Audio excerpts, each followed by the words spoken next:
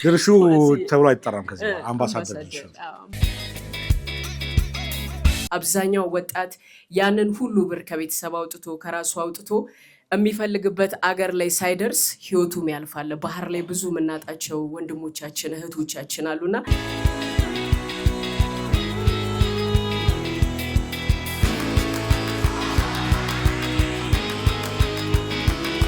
ያለ ኮላተራል ያለ ምንም ማስያዣ ብር እየተሰጠ ነው።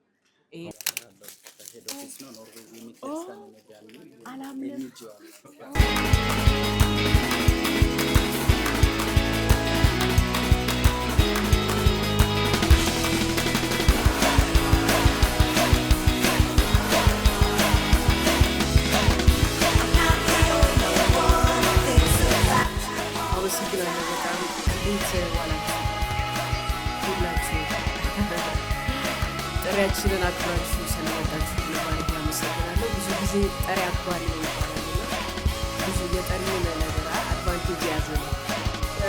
ጠሪ ምንም እንኳን ድግስ ቢደግስ ያለ ተጠሪ ዋጋ ስለሌለው ዛሬ ክሬዲት ለኔ ለተጠሪዎች አድርጌያለሁ። እንኳን ደህና መጣችሁ በድጋሚ አመሰግናለሁ በጣም።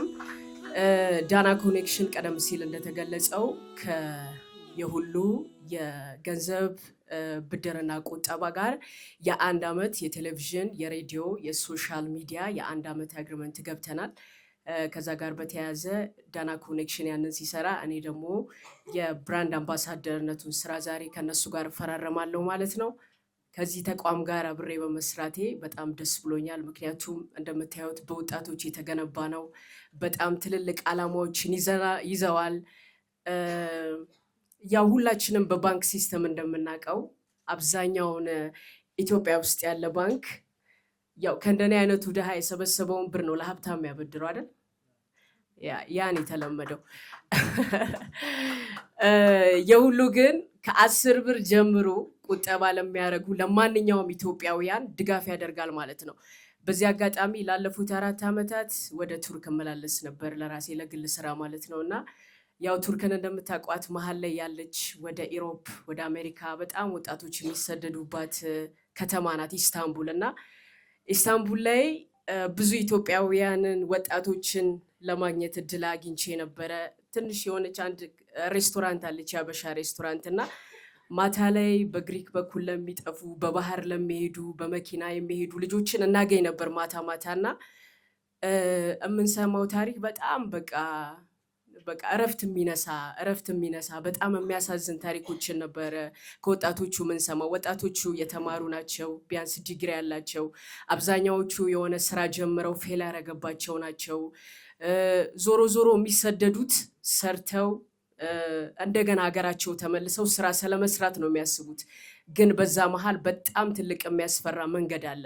አብዛኛው ወጣት ያንን ሁሉ ብር ከቤተሰብ አውጥቶ ከራሱ አውጥቶ የሚፈልግበት አገር ላይ ሳይደርስ ህይወቱም ያልፋል። ባህር ላይ ብዙ የምናጣቸው ወንድሞቻችን እህቶቻችን አሉና ብዙ ማቀው ታሪክ አለ። የሁሉ ለእንደዚህ አይነት ትልቅ መፍትሄ ነው ብዬ አስባለሁ። ስፔሻሊ አሁን ላይ ወጣቱ በጣም የሚያስፈልገው ሁሉም ወጣት አሁን የስራ ሀሳብ አለው ከትንሽ እስከ ትልቅ የመስራት ትልቅ ኢነርጂ ያላቸው ወጣቶች ከተማችን ላይ አገራችን ላይ አሉ። እንደ አገር ወጣቱ የሚሰራበትን ነገር ለመደገፍ መንግስትም ሁሉም የራሱን ጥረት ያደርጋል። የሁሉ ግን በጣም ማለት እኔ ለብዙ ባንኮች ስፖንሰር ሆነውኝ ስራ ሰርቼ አውቃለሁ። ግን ልቤን የገዛው ነገር ምንድነው በዜሮ ፖቴንሻል ያለምንም በቃ የቢዝነስ አይዲያ ላላቸው ልጆች አሳማኝ ሆኖ ከተገኘ ያለምንም ኮላተራል ምንም ነገር ሳይያዝ ብር ያበድራል። ለዛ ልታመሰግኑት ይገባል። በዚህ አጋጣሚ አብዛኛውን ሰው ያጣው ይሄንን ነው የሚመስለኝ። ምክንያቱም ቅድም እንዳልኩት ከድሃ ተሰብስቦ ለሀብታም ነው አብዛኛውን ብር የሚሰጠው። ምክንያቱም ባንኮች ምን አይነት ሲስተም አላቸው? ኮላተራል ወይ ቤት ወይ መኪና ያስፈልጋል ለብድር ማለት ነው። ለዛ ይሄ የሌላችሁ ሁሉ ለስራ ማስፋፊያ ለስራ ማስጀመሪያ ሊሆን ይችላል ኢነርጂ የሚሆናችሁን ነገር የምታገኙበት ትልቅ ተቋም ነው። እንደ ዳና ኮኔክሽን እንደ ድርሹ ዳና ከዚህ ተቋም ጋር አብረን በመስራታችን የተሰማንን ትልቅ ደስታ በዚህ አጋጣሚ ልገልጽ እወዳለሁ። በጣም አመሰግናለሁ።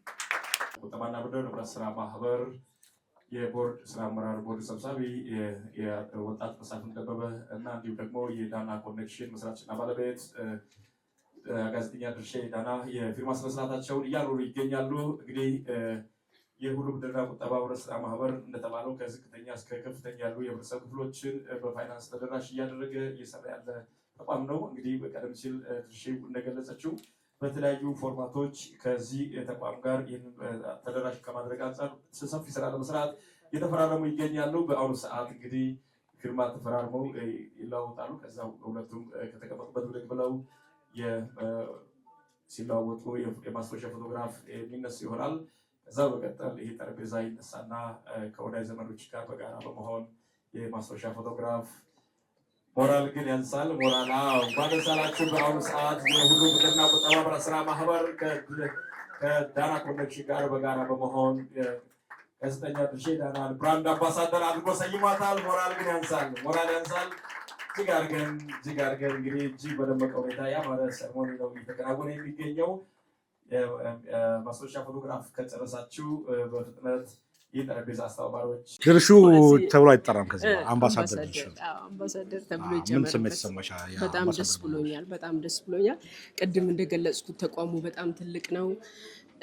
ሰው ዝም ብሎ ባንክ ብቻ ላይክ ማይክሮ ፋይናንስ ሊመስለው ህብረት ስራ ሊመስለው ይችላል። ግን ከዛ ውጭ የሚሰጣቸውን አገልግሎቶች ገልጸናል። ያለ ኮላተራል ያለ ምንም ማስያዣ ብር እየተሰጠ ነው። ይሄንን ማወቅ አለባቸው። ቅድም ቱርክ ያገኘቻቸው ወጣቶች አሳዝነው ነበር። ትንሽ በይዝ ለነሱ ወይ ብዙ ነው እዚህ ላለቅስ ነው ስስ ፓርቲ አለ መስዬ ያው የዋና ቦታ ናት። ወደ ግሪክ ወደ ኢሮፕ በተለያየ ቦታ ይሄዳሉ።